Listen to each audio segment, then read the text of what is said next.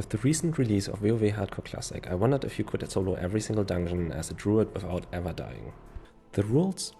Every boss has to at least give experience. What I mean with this is I have to be in a level range of around 6 levels.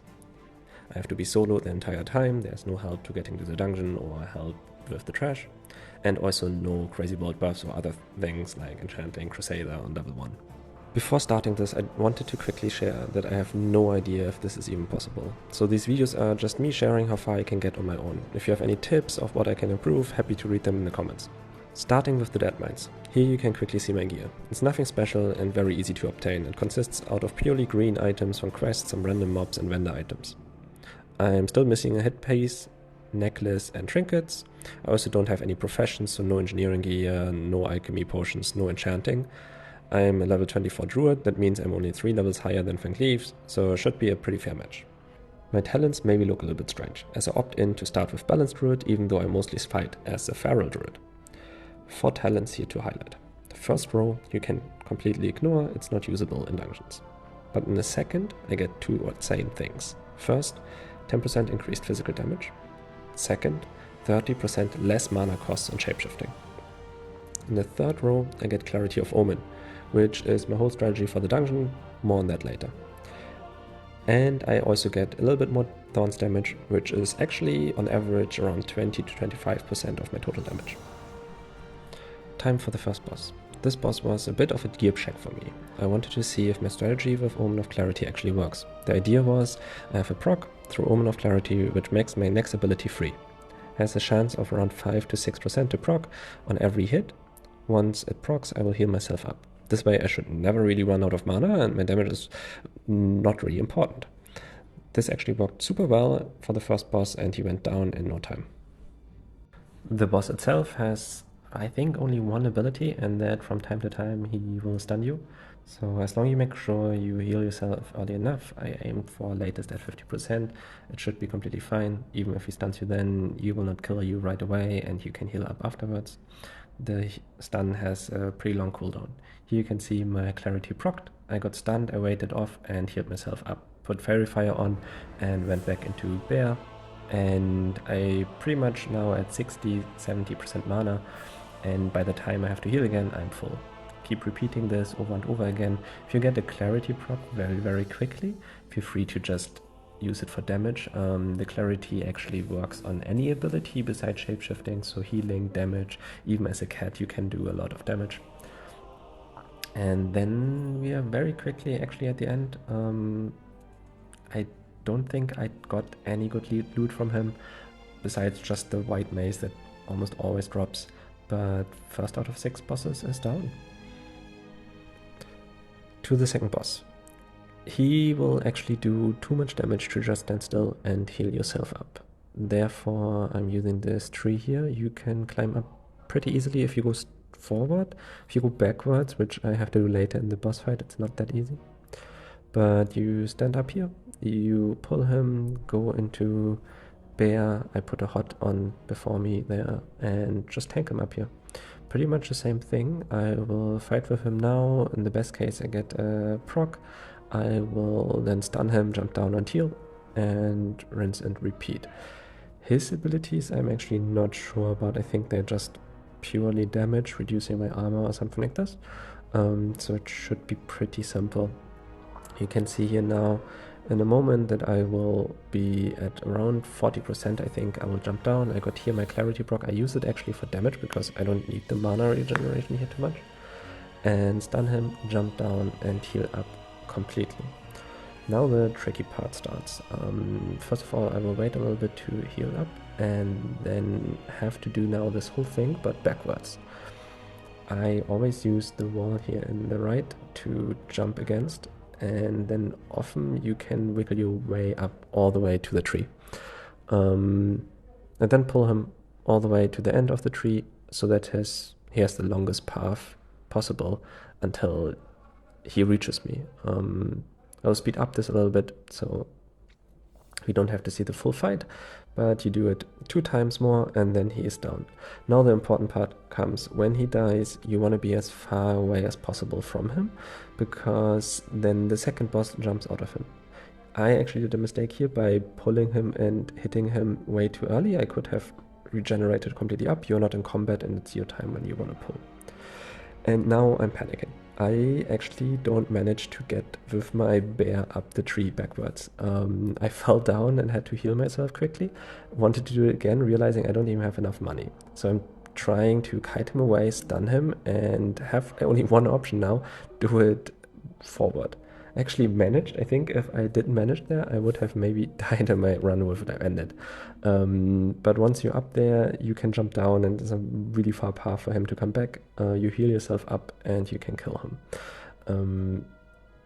It's like you see a little bit difficult sometimes to get up on the tree.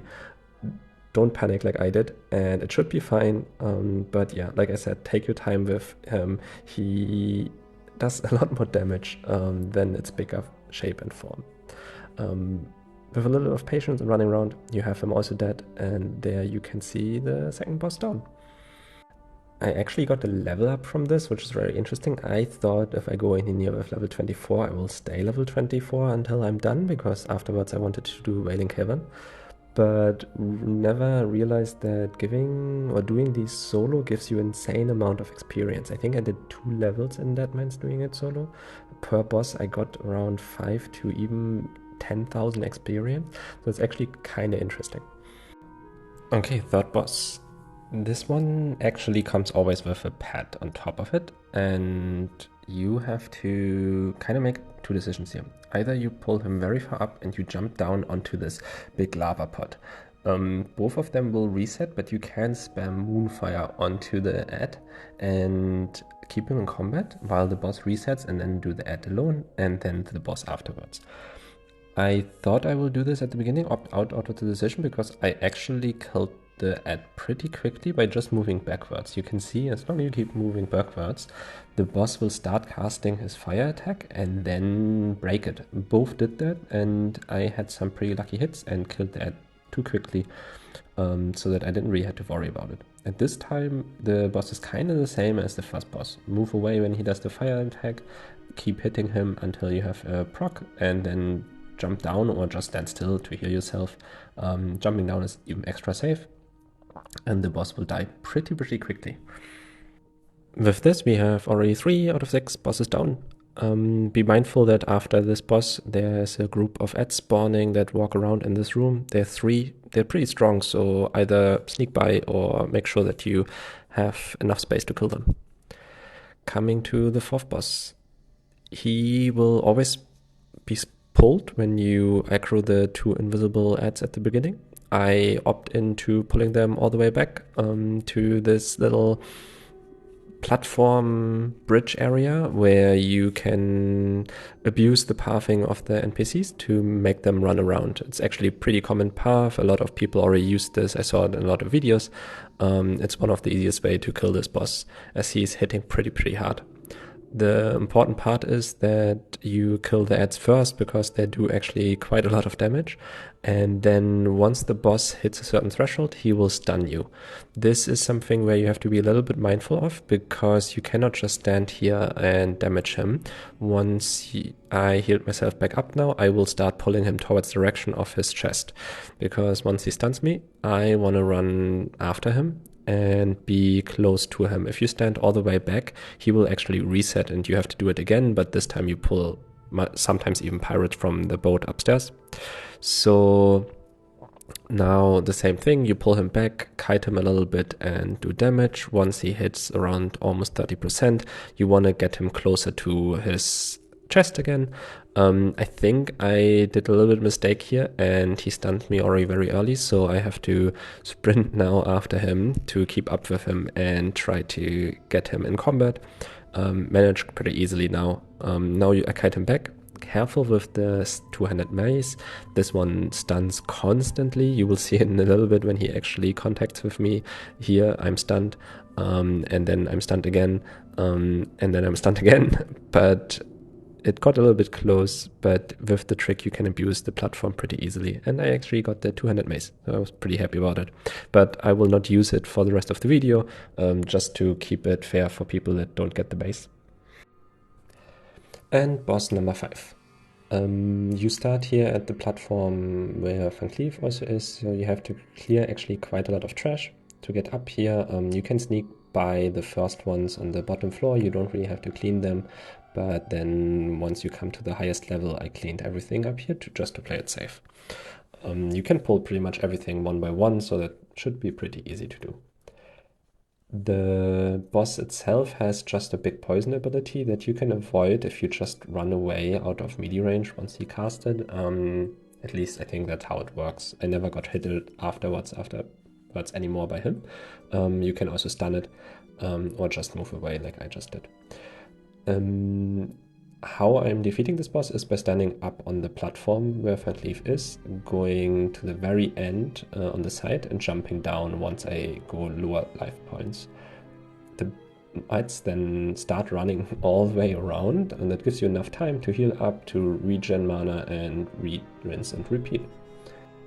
What I will do next is mark also the last ad of the boss group, because now where I will hit the boss lower than I think 20%, he will actually start walking slower than the rest, which you have to be mindful of, because now if you run under the bridge, they will start hitting you through it. So you have to wait a little bit. That's why I marked all of them until you can move to the spot here. Then once he comes, you can just hit him until he is pretty much dead this round. He will maybe poison you once more, but I resisted, I think. I could loot the loot. I got here a green pike, and now have to just finish the ads off. At this point, not much can go wrong, and you have the 5th out of 6 bosses down. For the last boss, there's actually not too much to add. The same pattern that we just did for the previous boss, we use also VanCleef. VanCleef does a lot of damage, especially with the second pair of ads spawning, but you just have to do it in smaller cycles, cannot stand as long as possible up there, but that is fine. Mark all the ads and VanCleef again, run to the spot here, heal yourself completely up, wait until they come to put some hots on so you can stay a little bit longer, and then try to do as much burst in this little window that you have before jumping down again. There's not too much that can go wrong. My understanding is that the second pair of ads spawn also where he is, so they can never really interrupt you, but I have never tested this too much. Then here comes the same thing. Now the other ads are there. I tried to mark them. I couldn't find the last one. I tried to do it a little bit later. You want to try to have a mark on every single ad so you just don't lose overview, because the only thing that could kill you here is when you go up, there's one more ad that is slower or got stuck or is not following the path as the group. But we run into the same thing in a little bit again, that VanCleef will run much slower than the others because he is much lower. Here I found the last ad and marked it too, and here myself last minute again, so I can stay as long as possible. But with 4 ads, I can literally stand here for 3 globals before jumping down again. VanCleef is now super slow, so you have to be really careful when going to this corner, otherwise he hits you through the ceiling again.